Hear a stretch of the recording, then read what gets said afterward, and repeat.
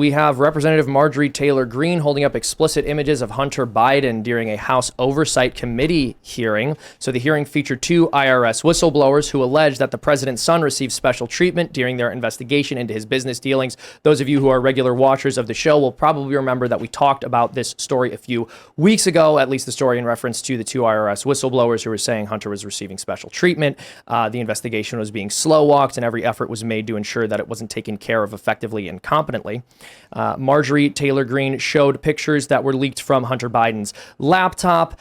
She also alleged that he purchased a ticket and essentially brought this woman across state lines, which she argues would be a violation of the Mann Act, which is obviously a massive allegation. And Greene also alleged that the president's son used his business to write off payments to prostitutes illegally. Not a very good look.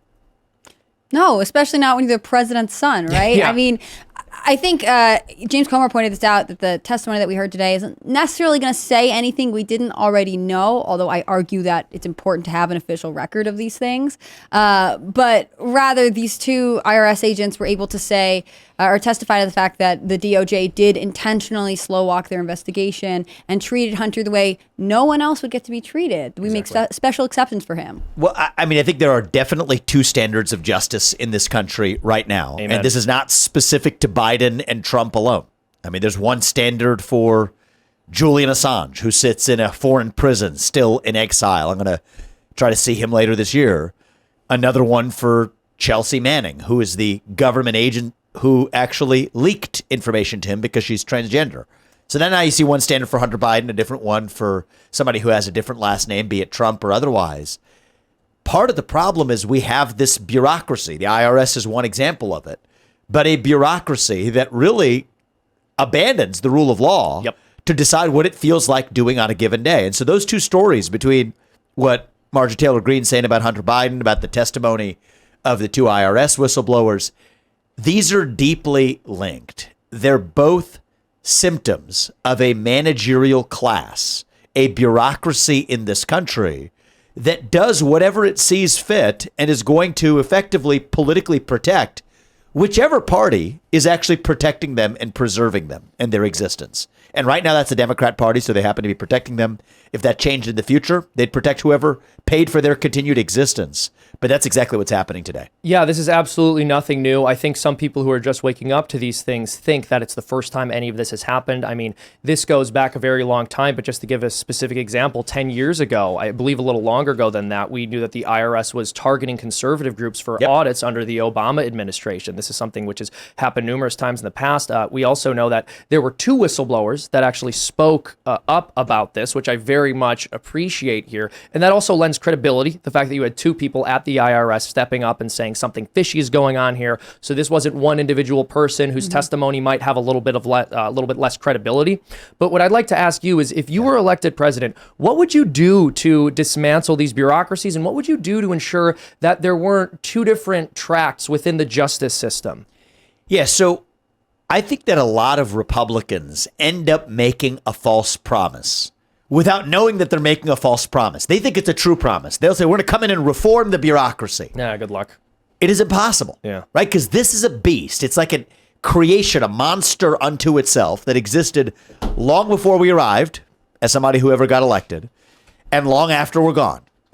And so I'm not going to make that false promise to say that I can reform that bureaucracy. But what the president can do is actually shut it down. And I think this is where, even Trump, who was the closest we ever got to at least identifying this problem, stopped short, because the traditional wisdom is that there are these things called civil service protections, which say that members of the bureaucracy cannot be fired absent some extreme finding of misconduct. Actually, if you read the rules carefully, it doesn't work that way. The way it works is you can't fire individuals, right? You can't have backlash against, any one individual in that bureaucracy at a time.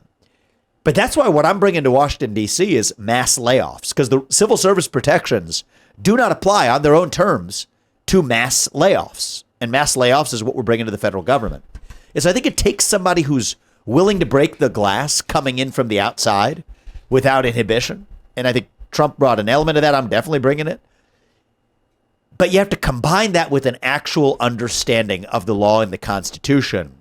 And together, that's what it's going to take to shut this thing down. What concerns me about shutting it down, just like stopping it, is getting a resurgence of like what they did with the Ba'ath Party in Iraq. Because they went in there, they conquered it, and then they fired them all, and then they formed ISIS. Like, these people have connections with DARPA, with Boeing. Like, they are the military. And so, like, if we fired them, they just start their own secret government, I feel.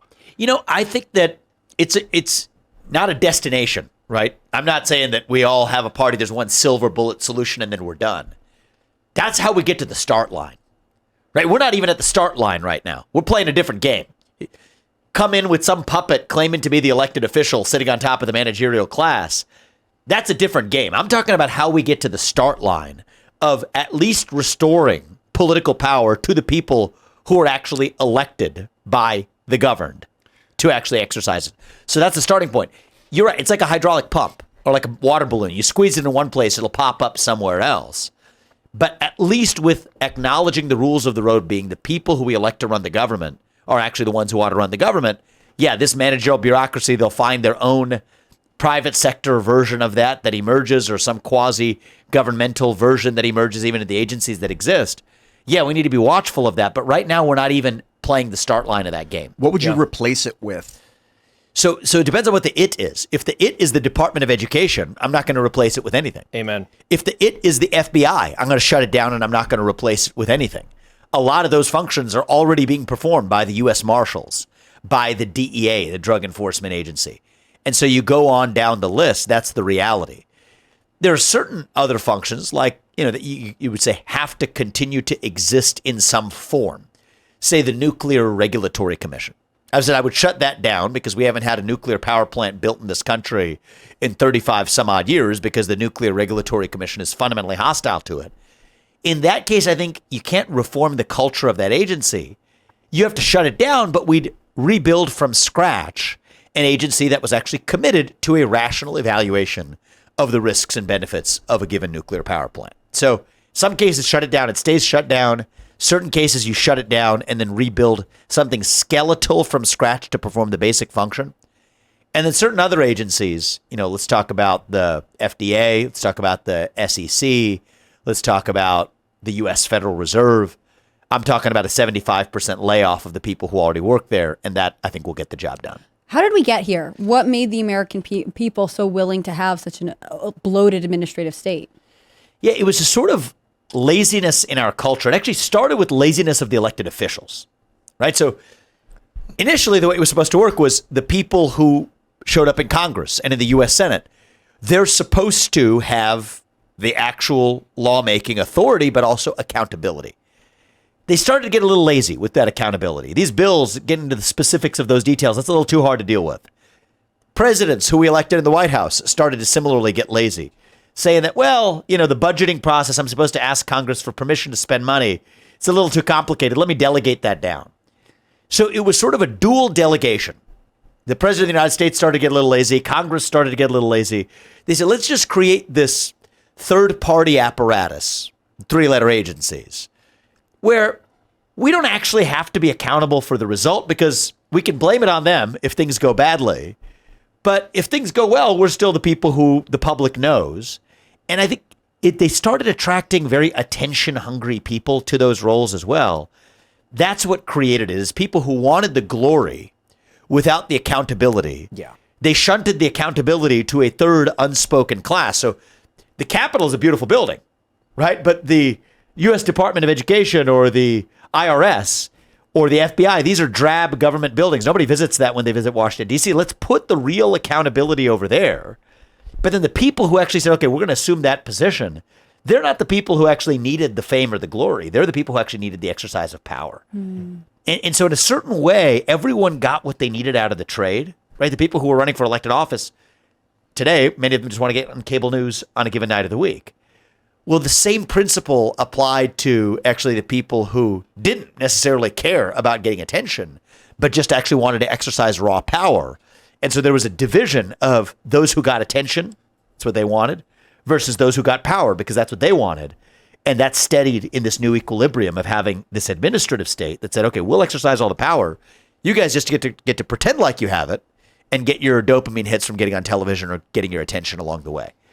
That's a long story short, a big part of what happened. Part of what I really appreciate about that explanation is you mentioned it just starting with a little bit of laziness. Elected representatives not wanting to do their job to the fullest and most rigorous possible extent, and essentially abdicating by trying to delegate to people it shouldn't have been delegated to in the first place.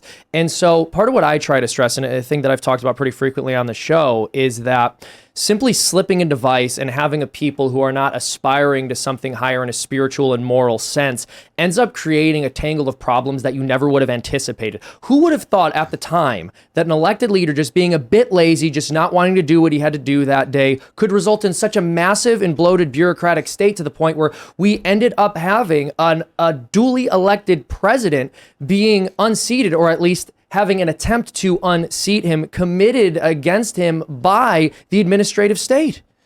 Well, I mean, I think that there is something deeper going on in our culture. It's probably the deeper explanation to the question you asked as well, which is that we are all so starved for purpose and meaning. Yeah. And identity right now that, if you don't bend the knee to the real thing, you're going to bend the knee to something, right? So, a lot of us, myself included, right, get into this habit of complaining about tyranny in the United States, getting about the abuse of governmental power. But that trick only works if you have a population that quietly is hungering to bend the knee to something. You don't pledge allegiance to that flag, you're going to pledge allegiance to something. There's an old saying, it goes, if you have a hole the size of God in your heart and God does not fill it, something else will instead. Right? The Israelites are lost in the desert. Book of Exodus stuff here. What do they say? We want to go back and be ruled by the Pharaoh. Yeah.